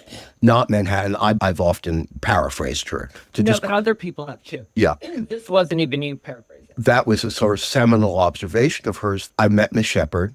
She lived at, I can't remember the building, so it's still there, right across from the Carnegie Hall. And her boyfriend at the time, so she really wrote fashion, I think, for the Herald Tribune. But then as the years went on, it was called Around the Town with Eugenia Shepherd. And she did the fashion, but always interested in fashion people. She was Eleanor Lambert's, the best dressed inventor. They were each other's pets. I had several disagreements with Eleanor Lambert. My first was when Miss Shepherd was really failing in health. Miss Lambert came to take her out to lunch, insisting that she go, and they all wore Adolfo suits in those days. But Miss Shepherd had her bedroom slippers on, and off they were going, and I had to stop and say, Miss Lambert, look at Miss Shepherd's shoes. What's wrong with those shoes? I said, they're bedroom slippers. Oh, Eugenia, where are your shoes? But I digress. So what happened was, so I'm really filling in for Amy, and I'm loving it. And Miss Shepherd kind of liked me. And her boyfriend was a man named Earl Blackwell. And Earl Blackwell had something called the Celebrity Register. So before we had IMDb Pro, to find information, you would call Celebrity Register. They did a bulletin every day. It was the only hope. Because if it said Goldie Hawn's in New York, all of her management and reps were included in that mention. It was, she's here, she's appearing in an ad promoting a Revlon. So that's all you had. They were mimeograph sheets, and it was expensive to get those every day. Yeah. And Still is. and every 10 years, he would do something called the Celebrity Register, which was a A to Z, big, thick book of little biographies. That's so great. When I was helping Miss Shepherd, it happened to be at the same time that they were putting a team together to do the next book. So I'd go to Miss Shepherd in the morning. I was still in grad school. I can't figure out when I went to class, but I went to class. Right. I was not absent at that cost, which I couldn't have. The debt I was accruing, I showed up for class. So I'd figure out class. I'd help Miss Shepherd get her column together for the next day. And then I go upstairs. I go out and I was so broke. I'd go out and maybe buy a piece of fruit for lunch, or I'd buy it and then save it for my walk home back up to 78th Street, or I'd take a bus. And once, when I met Helen Gurley Brown, who was the editor of Cosmopolitan, which was the first magazine that, thanks to Liz Smith, I actually wrote for, and she asked me about myself, and she said, where do you live? What do you do? And I said, my favorite thing with Mrs. Brown is to buy a peach in the summer after I leave Earl Blackwell and walk up across 57th Street to Madison and walk up and look in all the shop windows eating the peach. And she said, you're going to do great in New York. I said, I am. And she said, what a survivor. You eat a nice peach, you satiate yourself, you can't afford anything in the windows, but you have a good time. Back to Miss Shepherd. Yeah. We were plodding along, and Amy was kind of back in and back out. Eventually, it was Amy all the time. So I had to move on. Yeah. But Caroline Kennedy got engaged. And I kind of knew people. So we broke the story. Liz Shepard, bless her heart, hadn't broken any stories in a while. So even though I'd met Liz Smith socially at this point, she began to pay different attention to me. Like, oh, maybe I can be a reporter. Or maybe you're going to be her competitor. Well, she made sure I wasn't, but then I was, and then I wasn't. Yeah. And sometimes we shared a byline. Like when Liz and I shared the byline for Malcolm Forbes' famous 1980s event, Malcolm Forbes' 70th birthday in Morocco. So what happened was that then the Daily News was doing really expanded lifestyle coverage on Sundays. Their divine food editor and writer, Arthur Schwartz, was put in charge of this. Liz had me meet Arthur. When I started writing for the Daily News, and my claim to fame was I did a thing, a 2-page spread. Remember, please everyone remember, there's no internet to compete with. Right. A 2-page spread called How to Be a Social Climber, a touch of crass. How to Be a Social Climber in New York City. And it was like a Monopoly game. If you met so-and-so, you got 1 point, 2 points, 3 points, went to that restaurant, went to that school, wore that clothes, all these things. It was quite fabulous. Yeah. Came out this Sunday. On Monday morning, John Fairchild, who I hadn't met, called me and said, you got to come work for Women's Wear Daily. And really, it felt like days later. And he said, I want you to meet my friend, my editor, Patrick McCarthy, who was my best male friend. He died. And I miss him every single day. Then suddenly, Susie, Mrs. Maley, after 25 years on the Daily News, is hired by the New York Post, and she migrates over to the New York Post. And there is scrambling at Daily News. Remember, you couldn't get on Instagram to find out what the Lauren Santo Domingos did last night. Right. You had to read it in a column, or they didn't go out as far as the public was concerned. Yeah. And Liz Smith, or I called her Lizzie. Lizzie got me the job based on this. I'm sure there are other reasons, but she said, there are too many women doing gossip columns. You got to get a boy.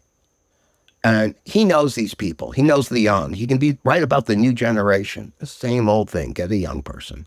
Yeah. And so a woman named Anthea Disney, who was a legend and then became a longtime Murdoch potentate. She was the editor of TV Guide, and I'm not quite sure what she's doing now.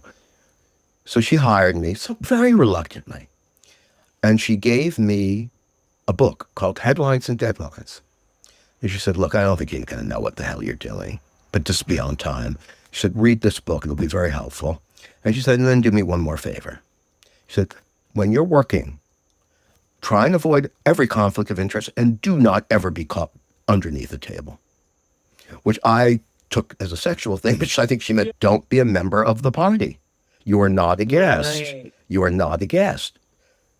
And for many years, just like Bill Cunningham, I wouldn't eat. I wouldn't drink. That changed. So I began, and I went from no one knew me to 1,200 words a day, 6 days a week, with my little face on top of the column. And it was explosive. So Patrick took me to lunch and offered me the job of being the eye editor. And I said, no, I think I'm going to go to the Daily News. He said, are you the new Susie? Because it was a big thing in media. And I said, yeah, I guess. Next day, new Susie. And I was launched.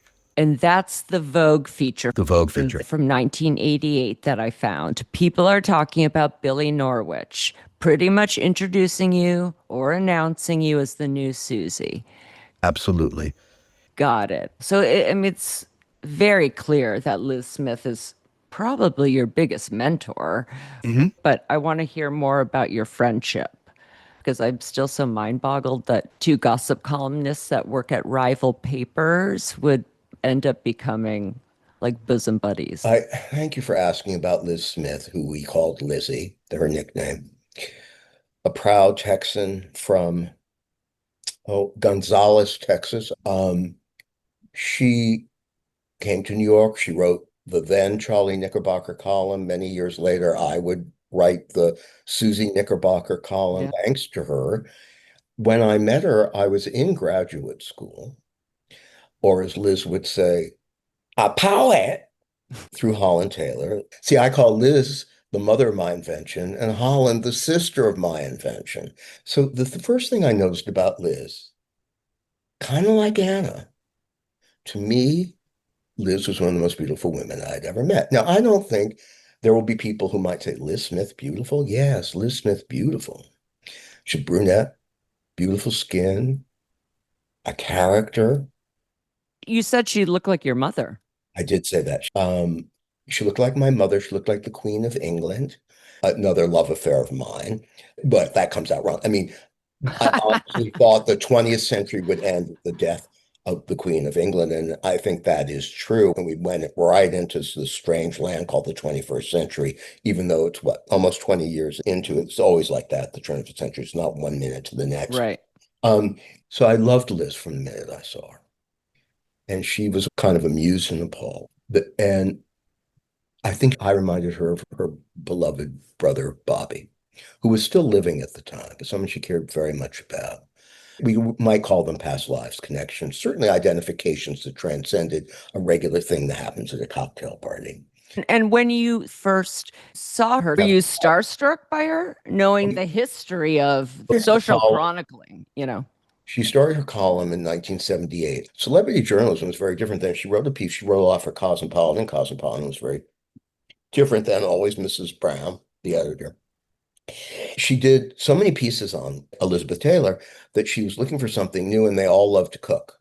So Elizabeth Taylor loved to cook. Liz Smith loved to cook, certain chicken fried steak.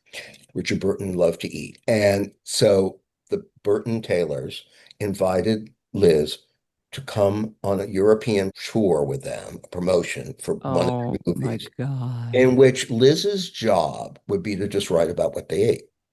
That is And genius. find this piece reprinted in the New York Times many years later. But I had read that piece as Yeah. I don't know what year it would have come out. I was old enough to appreciate it. So she was a star to me. Plus, she was every day in the New York Daily News 6 days a week. This is before internet. She was a soap opera that I could focus on. I loved the work, like I love Mrs. Maley's work. Now, those two were enemies, big time enemies. They did not get along. Or when they finally had a rapprochement towards the end of their lives, Aileen Maley, she was also Texan. And they were so different what they wrote about, glamour versus more of a Grace Mirabella, go to work type style. And Mrs. Maley with this huge hair and these dresses. And Aileen Maley said, oh, God damn it, I'm going to have no enemies left. Because she was making peace. Unintentionally, she made peace with me. We were competition. Yeah. And then the next thing I know, the minute she was sort of in a different thing, or I retired before any of these people from gossip columning. And Liz Smith used to call me, oh, he's annoying. He's such a reformed gossip columnist. Like, holier than thou, Mr. Privacy. And I did privacy. Yeah. Anyway, so Liz, I want to tell you, so over the years I knew her, and then she got me the job. Did I tell you the story about mentors versus mentees in this? So one day I did something really well in my gossip column. Until then, if they didn't like what I wrote because they didn't know me, they'd call her and complain. And she'd get so sick of it. She'd say, well, call him. So the kind of the Oscar de la Renta story, I mean, they would just call and complain. Or Casey Ribicoff, we were all from Connecticut, formerly governor of Connecticut, then Senator Ribicoff, his wife Casey. She met me at a party, like I was 2 weeks into the job, some party at night, and she called us and said, well, I met your protege last night. I was like 2 weeks into the job, and she met me at some party at night, and she called us and said, well, I met your protege last night. My God, is he nervous? Not only is he nervous about this work, he's making everybody else around him nervous. And so Liz called me up and said, honey, you're making New York society nervous. That's not what you should be doing. She said, don't you have any alcohol in the house? I said, yeah, because I went from 0 to 100, like Right.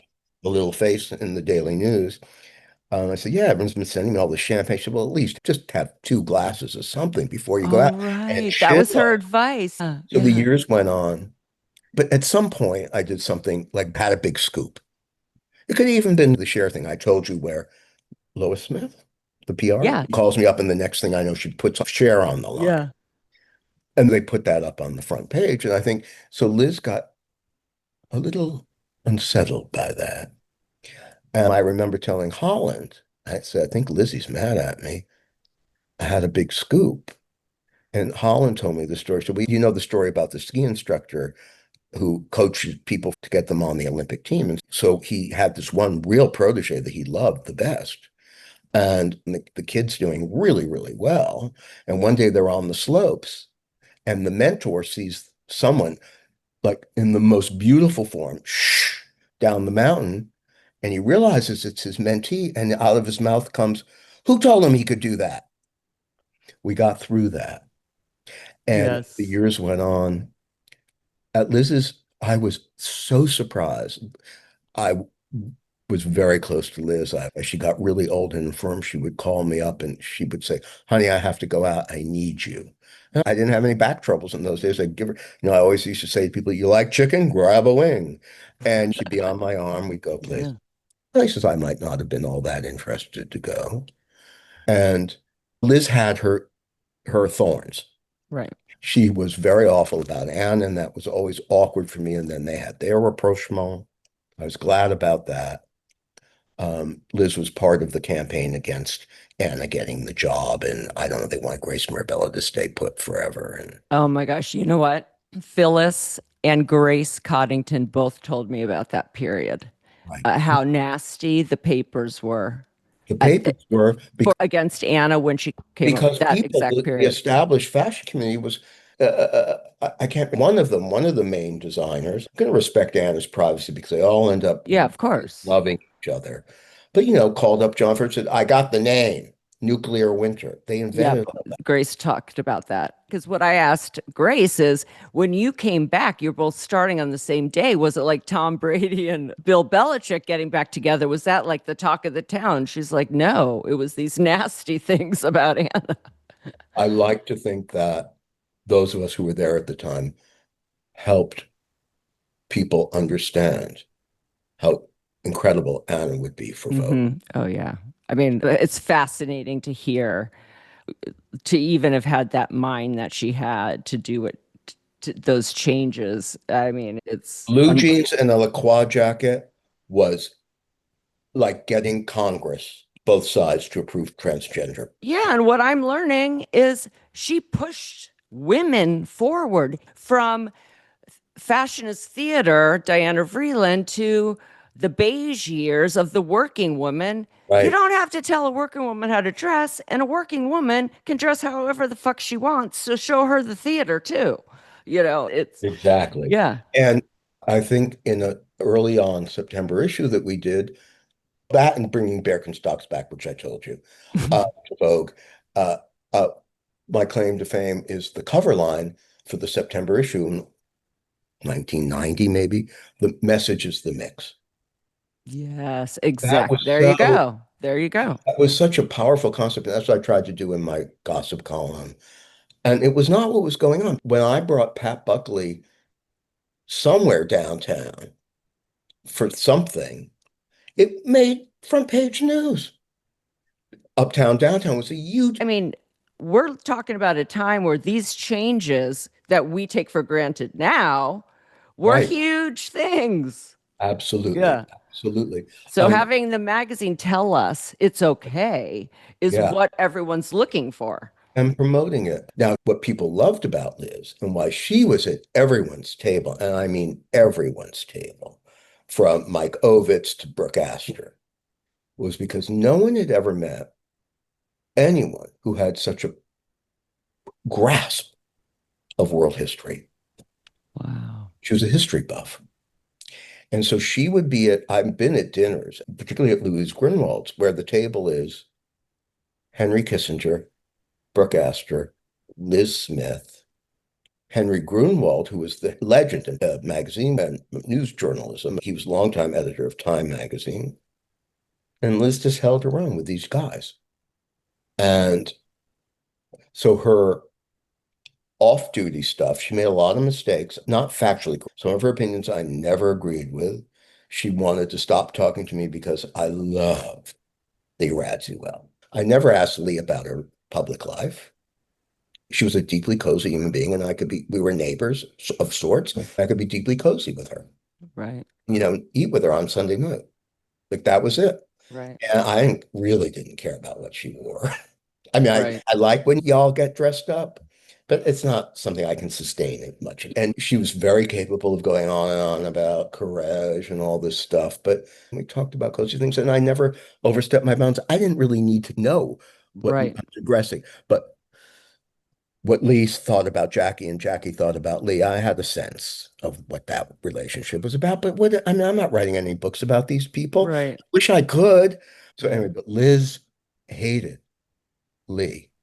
And the closest we ever came to breaking up was when she said, "You've got to stop talking to that awful woman." And I was like, "No, I'm so sorry. I will not stop talking to that awful woman." She had her thorns, but she gave me my voice, literally and figuratively. And coverage of your speech at her memorial in the New York Times reads, the writer Billy Norwich said he owed his name to Miss Smith. She had been a mentor to him when he was young, broke, and looking to break into the publishing business. Honey, he recalled her telling him, the first thing we need to do is get you a better name if you're going to be a writer. I was born Billy Goldberg in Norwich, Connecticut. One day over lunch, I became Billy Norwich from Goldberg, Connecticut, which is very useful because you get the anti-Semitism direct that way. Over the years, Miss Smith promoted Mr. Norwich relentlessly to colleagues. She also admonished him for misspelling people's names in his column at the New York Observer and the Daily News, advised him to always have 2 drinks. Yep, you told us about that. Before he went reporting at society functions, and stepped in front of Oscar de la Renta the night he was about to knock Mr. Norwich out for something he'd written. Oscar, honey, you can't hit him. He's a Jew wearing eyeglasses, Miss Smith was said to have said. So you've about Liz took you under her wing, helped you get started in the business, and basically told you to change your name. So before we get into the memorial, I want you to tell us more about the name change. So before we talk about her memorial, I want to ask you about the name change. Did you realize that by doing so, did you realize that by changing your name, you were creating someone who never had parents? Billy Norwich never existed as a child. So I want to talk about the name change, and then we'll talk about her memorial. Did you realize by changing your name, you were orphaning yourself almost again because you were creating someone who never had parents, because Billy Norwich never even existed as a child? Yeah, you've called her the mother of my invention. That's right. And coverage of your speech at her memorial in the New York Times reads, the writer Billy Norwich said he owed his name to Miss Smith. She had been a mentor to him when he was young, broke, and looking to break into the publishing business. Honey, he recalled her telling him, the first thing we need to do is get you a better name if you're going to be a writer. I was born Billy Goldberg in Norwich, Connecticut. One day over lunch, I became Billy Norwich from Goldberg, Connecticut, which is very useful because you get the anti-Semitism direct that way. Sure do. Over the years, Miss Smith promoted Mr. Norwich relentlessly to colleagues. She also admonished him for misspelling people's names in his column at the New York Observer and the Daily News, advised him to always have 2 drinks. Yep, you told us about that. Before he went reporting at society functions, and stepped in front of Oscar de la Renta the night he was about to knock Mr. Norwich out for something he'd written. Oscar, honey, you can't hit him. He's a Jew wearing eyeglasses, Miss Smith was said to have said. So as you've talked about, Liz took you under her wing, helped you get started in the business, and basically told you to change your name. So before we get into the memorial, I want you to tell us more about the name change. Did you realize that by doing so, did you realize that by changing your name, you were creating someone who never had parents? Billy Norwich never existed as a child. I've thought a lot about this, and I didn't have the insight I have into it now, then, but my gut was really miserable when I did that. What happened was, long before... Because it's professional, but you could have had that as your professional And people name. did, and it was relatively common. If you had a name that wasn't considered pretty, show busy, everyone was changing. Actors do it all the time. If you have the name that someone else has, you have to change it. And people do that, and I wonder Well, it's not, I if they can't... use that name in their homes, too. Like, Right. I don't know. I went years because I could even have a driver's license as William Norwich. I only recently did it because of Feel Free to Laugh, so-called estate. I don't want there to be any trouble.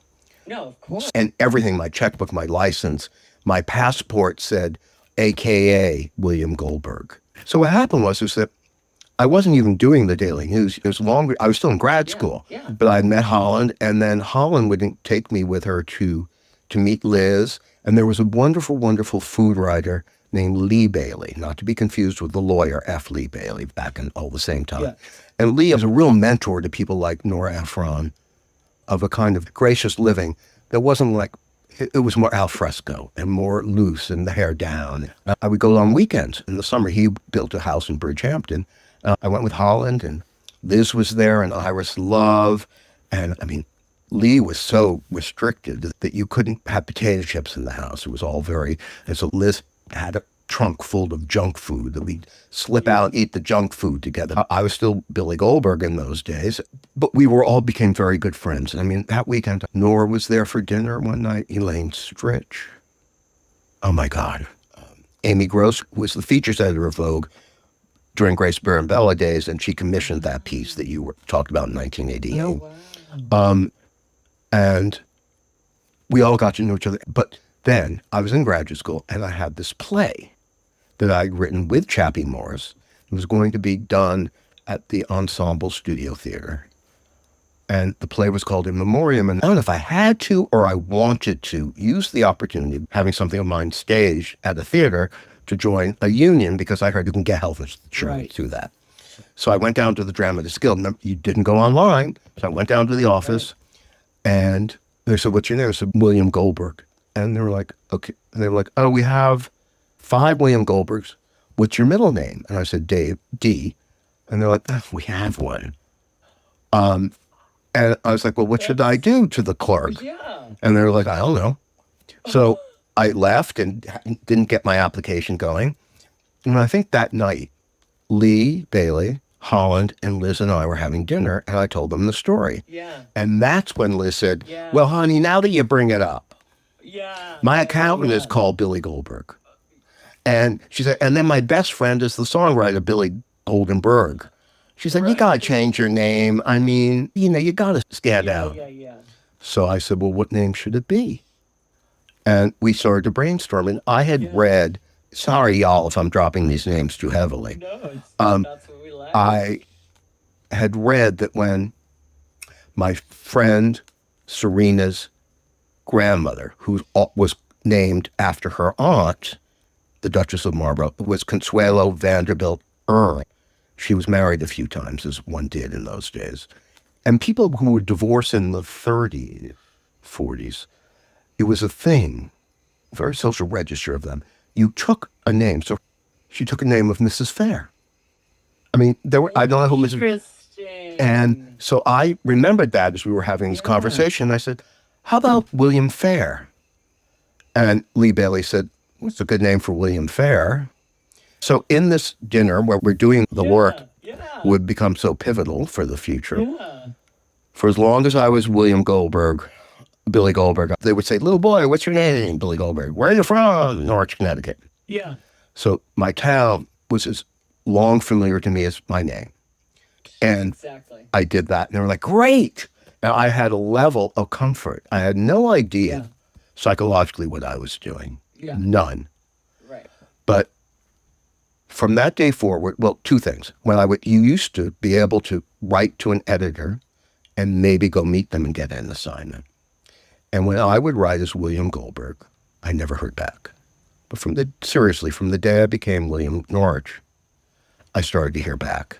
Wow. So that's what I mean by the anti-Semitism directly. We are in a period now where the anti-Semitism is about something else. But in those days, it was just carried bigotry. And it was, Let's finish up with Liz, and then we will take a break and end episode 1. so I knew Liz, we were very close. Family. She was like my mother. She was. Yeah. But as close as I was to her, I was astounded when I was asked to speak at her memorial. And even though I was the president of the Drama Society at Pomfret School, I had not been on a stage at all. I can't remember the theater, the Majestic, I think. And I was on a roster with Cynthia McFadden, who was the MC, Bruce Willis, Mm-hmm. Renee Zellweger, Holland, and Joni Evans, her agent. And I cared a great deal about at least I'm a writer, so I wrote for weeks getting that eulogy to get that piece together. I went out on stage, and I didn't know if you're on the stage because of the lighting, you can't see the audience. So I walked out into a huge box of darkness, and I was terrified. You can tell I probably never had fear of speaking in front of public people, but I didn't have any experience on it, really. And also, you're in a vulnerable state. And I got out there, and I remembered Liz telling me she came from a big generation of you toasted anything and anyone at dinner. And everyone had a toast. And she used to tell me, "What the hell is wrong with you, kid? Make a toast." I said, "I have nothing to say." And she said, "Yeah, you do. And you do it for them, but you do it for yourself. Be present. Be heard. Celebrate." Wow. And so I did my thing. And if I may say, it reminded me of, you asked me about this in the interview, of my first time doing Shirtaloo, where I killed my mother's throat. Right. I did it in such a way that I got laughs at a high drama, which was fine, but everyone liked me. And people were laughing. Yeah. I realized I was channeling Liz, that my voice could be her voice, because I could do a slightly different, engaging imitation of the Texan accent. Right. She was incredibly candid. She was accused for not coming out in the 80s, but in personal life, we all knew what her business was, her sexuality. We were of a generation that you didn't really write so much about yourself. So I did my thing, and I remember afterwards, people, "Oh, Billy, that was so wonderful. It was so wonderful." And of all the people that meant the world to me, Barry Diller, who was very close with Liz, put his arms around me and he said, "Billy, oh my God, I had no idea," meaning that I had a personality. That's how I interpreted it. Not a bad thing, a voice. Yeah, a voice. I hung out with Renee that day. We went to a little lunch afterwards, and it was like almost being with Liz, because Renee was Texan, and I was a different man. So you ask about what did Liz give me? Liz gave me my voice, literally, in her life and at her death. That's amazing. So since we're breaking this into 2 episodes, I think this is a good place to stop. Okay. For episode 1. Mm-hmm. We can take a break, maybe get something to eat, or smoke, or anything. And pass some poisons, Jill. Is it okay to pass some poison? Yeah. And then we'll get back to it for episode 2. Oh, I'm thrilled. It's good. It's still about me, episode 2? Yeah, absolutely. Oh my God bless you. God bless you. God bless you. And by God, I mean anything. You don't have to get into the God bless you. Exactly. Okay, so I will see you soon. I'll see you soon. We'll be right back. We'll be right back. Okay, that's our show. Thanks for listening to Going Rogue. And be sure to like and subscribe. Today's show is produced by me and Maddie Rosenberg at Radio Free Rhinecliff, with assistance from Maddie Kelly. Special thanks to David Vo for our great graphics and Taras Romanov for our epic theme music. See you next Friday.